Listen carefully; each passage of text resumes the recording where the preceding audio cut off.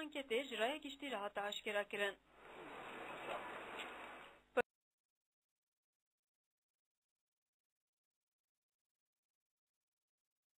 Pirsên ku di anketê de hatin amadekirin ji kesên ku li Amedê dijîn hatin pirsîn. Balkêşê ku piranî xwendevanên zanîngehê di anketê de hinêrînin xwe anîn ziman. Di anketa ku ji du beşan pêk tê de, di beşa yekemîn de pirsên li ser rewşa civakî a borî hatin pirsîn. Di beşa duyemîn de jî li ser tundiyê pênc digirin. Ji sedî pêncî û çar zilam û ji sedî çil û şeş jinan di anketê de nêrînên xwe anîn ziman. Profesör Doktor Sabri Eygün diyar kir ku ji ber zilam xwedî helwesta tundiyê ne wan herî zêde ji zilaman pirs kirine. Di anketê de ji bo pirsa hundiwarê fîzîkî, giyanî û civakê de rastî tundiyê hatin anna, ji sedî sî û neh xal yek bersiva erê hate dayîn û ji sedî şêst û neh xal neh jî bersiva na hate dayîn. O pirsa heke hûn rastî tundiyê hatibin ji aliyê tundî pêk hatiye de, ji sedî dozdeh xal çar bersiva ji aliyê dayîk û bavê xwe ve, ji sedî heşt xal çar bersiva ji aliyê hevalên xwe ve, ji sedî yazdeh bersiva ji aliyê mamoste û rêveberên dibistanê ve, ji sedî bîst û şeş xal heşt bersiva ji aliyê hêzên ewlehiyê ve, ji sedî çil jî bersivên giştî hatiye dayîn. Di anketê de ji bo pirsa heke hûn tundiyê dibînin rastî tundiyeke çawa tên ji sedî bîst û yek xal neh bersiva tundiya fîzîkê, ji sedî pêncî û du bersiva tundiya derûnî, ji sedî sêzdeh xal neh bersiva tundiya civakê, ji sedî dozdeh jî bersiva tundiyên cihêdan. Di anketê de ji bo pirsa ji ber pirsgirêka Kurd nayê çareserkirin di nav civakê de tundî pêş dikeve, ji sedî yazdeh bersiva tevlî vê nêrînê navim, ji sedî şazdeh xal heşt bersiva ji hin aliyan ve tevlî vê nêrînê dibim, ji sedî heftê û du xal du jî bersiva tevlî vê nêrînê dibim dane. Ji bo pirsa çalekiyên kolanan ên li herêma metê li darxistin û di çapemeniyê de jî ditehîsin çalekiyên mafdarin, ji sedî çil û sê xal şeş bersiva ez tevlî vê nêrînê nabim, ji sedî sî û du xal yek bersiva hin aliyan ve tevlî dibim, ji sedî bîst û çar jî bersiva tevlî vê nêrînê dibim dane. Heke zarok tevlî çalekiyên têkildarî pirsgirêkên herêmê dibin rewşeke guncavê, ji sedî pêncî û yek bersiva tevlî nabim, ji sedî nozdeh xal heşt bersiva hin aliyan ve tevlî dibim û ji sedî bîst û neh xal du jî bersiva tevlî dibim dane.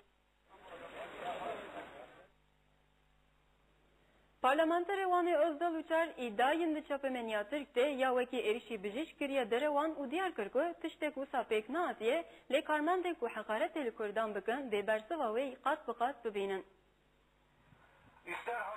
Parlamenterê Wanê Özdal Uçar li ser îdayên di çapemeniya Tirk de yên wekî êrişî bijîşk kiriye daxuyan yekta çapemeniyê û îda Hevser û zarokên parlamenter Özdal Uçar piştî ku qezaya trafîkê derbas kirin û ewra kirin nexweşxana perwerdeyî û lêkolîneya herêmê, Uçar jî piştî agahî bîst çû nexweşxanê. Parlamenterê Wanê Özdal Uçar balk şanser nerazîbûnên li dijî saziyên fermî û bangî waliyê Wanê kir û ha got kê dibe vila bibe yên ku heqaretê li Kurdan bike dê bersiva wê qat bi qat bibînin. İster hakim olsun, ister savcı, ister vali olsun, ister başbakan, bu halkla dalga geçmeye, bu halka haksızlık etmeye, bu halkı rencide etmeye çalışırsanız, bu halk sizi rencide edecektir. Haddinizi bilin, hakim de olsanız, savcı da olsanız. Valiye sesleniyorum. Vali, haddini bil, yoksa bu halkla birlikte sana haddini bildiririz. Bijîşkê ku hate îda kirin hatiye derkirin jî di dîmenan de derke tolê ku li ser wî tu nîşaneyên derkirinê tunene. Li navçeya Gevera Colemêrgê standên îmzeyan ên çar daxwazên Kurdan ên sereke hatin vekirin. Li gel ku walîtiya Wanê û Qeymeqamiya Geverê destûra vekirina standên îmzeyan da, walîtiyên Amed, Êlih û Rihayê vekirina standeyan qedexe kiribûn. Kampanya çar daxwazên Kurdan ên bingehîn li gel ji hêla walîtiya Amed, Riha û Êlihê ve hate qedexe kirin jê, kampanya li wan û navçeya Gevera Colemêrgê serbest e. Li navçeya Gevera Colemêrgê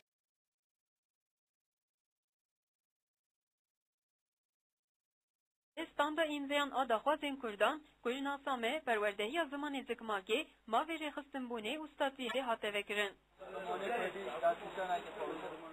Di vekirina standa kulber kargeriya taybet hatevedan rasti alaqe ke mazın hat. Welatiyan xwez çar daxwazên Kurdan di Makezagonê de cî bigirin û mafê Kurdan ê mirovahiyê bên dayîn.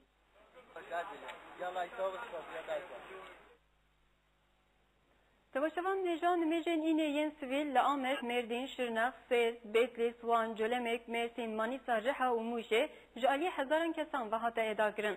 Di nimêjên sivîl de welatiyan helwesta Wezîrê Karên Hundir İdrîs Naim Şahîn şermezar kirin. Bi mevesta hefteya rojbûna pîroz a Hezretî Muhammed jî mewlid hate dayîn. Nimêjên înê wekî her hefte vê heftê jî bi girseyê hatin lidarxistin. Li Amed û li gelek bajarên din bi münasebeta rojbûna Hezretî Muhammed mewlud hate dayîn.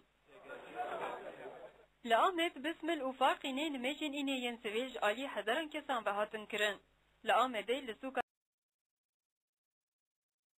Selahattin Eyyubiya deriyê çiyê nimêja înê hate kirin. Girseya li pêş Melek Celal Efe rev kirêdan nimêj kirin û piştre bi münasebeta hefteya rojbûna pîroz mewlûddarên welatiyên rev kirêdan bi zaravayên Kurdî cî dua xwendin.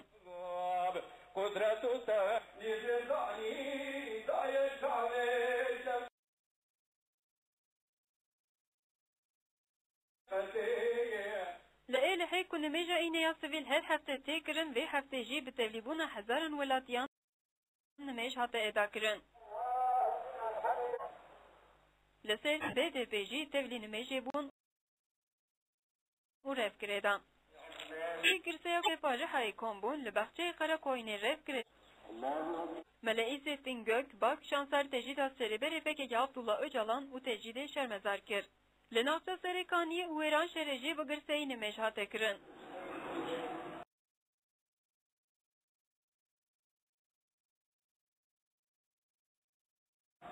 Li Colemêrgê jî nimêja înê li ber avahiya BDP bajêr hate kirin. Melek Zekî Çîfçî li pêş girseyê nimêj kir. Rêveberên BDP û endamên Meclîsa Şaredariya Colemêrgê jî amade bûn. Li Wanê jî nimêja înê bi girseyê hate kirin. Bi sedan kesên li pişt mizeya Wanê kombûn û nimêja înê eda kirin. Nimêjên înê li bajarê wekî Şirnex, Mûş, Mêrsîn, Manîsa û li navçeyê wekî Qoser, Silopî, Cizîrê, Milazgir û li navça Turgut ya Manîsayê jî hatin eda kirin.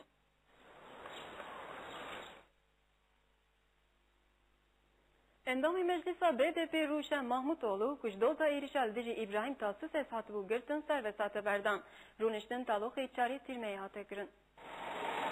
Duyemî rûniştina doza heştê girtî, 12 kesên ku endamê Meclîsa BDP Rûşen Mahmutoğlu jî di nav de, êrişa li dijî İbrahim Tasusês dahatin darizandin, li hevdemîn Dadgeha Cezayê Girana Stenbolê hate dît. Di rûniştinê de Abdullah Uçmak, Ersin Altun, Yunus Ayık, Murat Alagöz, Nazife Erdemir, Nihat Şimşek, endamê Meclîsa BDP Parizer Rûşen Mahmutoğlu û Abdülvahap İş û kesên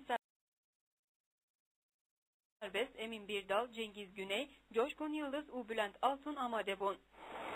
Di rûniştinê de endamê Meclîsa BDP Rûşen Mahmutoğlu xwest serbest bê berdan û îdayên di derheqê xwe jî piştî navberê di derheqê Mahmutoğlu de girtina wî li berçavan kir û biryara serbest berdanê da. Heyetê dost taloxê çarê tîrmeyê kir.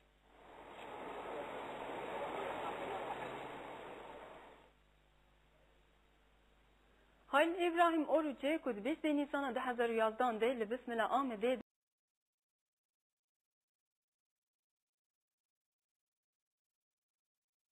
dema meşede bi guleya rastaqîn jiyana xwe ji dest da û Mele Mehmûd Ceylanê di sala 2005 de jiyana xwe ji dest da bû hatin bibîranîn. Li Amedê jî evan Evrim Alataş bi merasim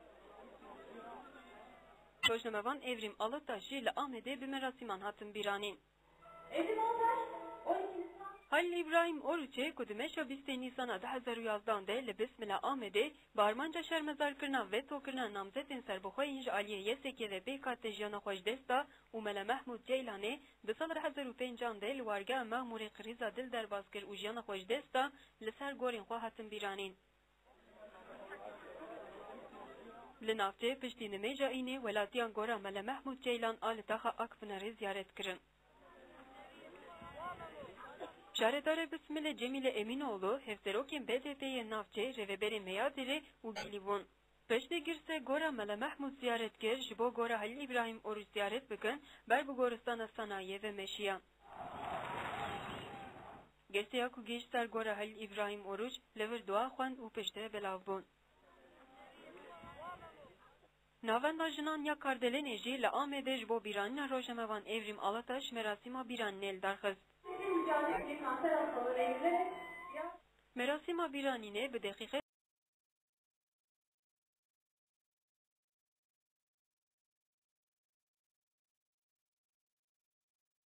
krezgirtinê dest pê kir. Piştî axaftinên hatin kirin, li ser jiyana Evrim Alataş hate temaşekirin û pişt re koma muzîkê ya mala Kardelenê. Zarokan bi münasebeta 23 Nîsanê cejna zarokan şeredariya Bismilê ziyaret kirin û diyar kirin ku ew dixwazin cejnê bi zimanê xwe yê zikmakî pîroz bikin. Zarokên bi navê Mehmet Can Filitoğlu, Gülistan Çelik û Mustafa Öztürk bi münasebeta 23 Nîsanê cejna zarokan li gel mamosteyên xwe şeredariya Bismilê ziyaret kirin. Zarok û mamostê ji aliyê şaredara Bismilê Cemîle Emînoğlu ve hatin pêşwazî kirin. Emînoğlu diyar kir ku divê êdî cejin dibin siya şerdeneyên pîroz kirgot. Em jî dixwazin êdî di 23 Nîsanê de bêyî şer zarok neyên kuştin û bi dayîk û bavan re pîroz bikin. Zarokên li meqama şaredar rûniştin jî diyar dixwazin bi zimanê xwe yê dayîkê cejnan pîroz bikin.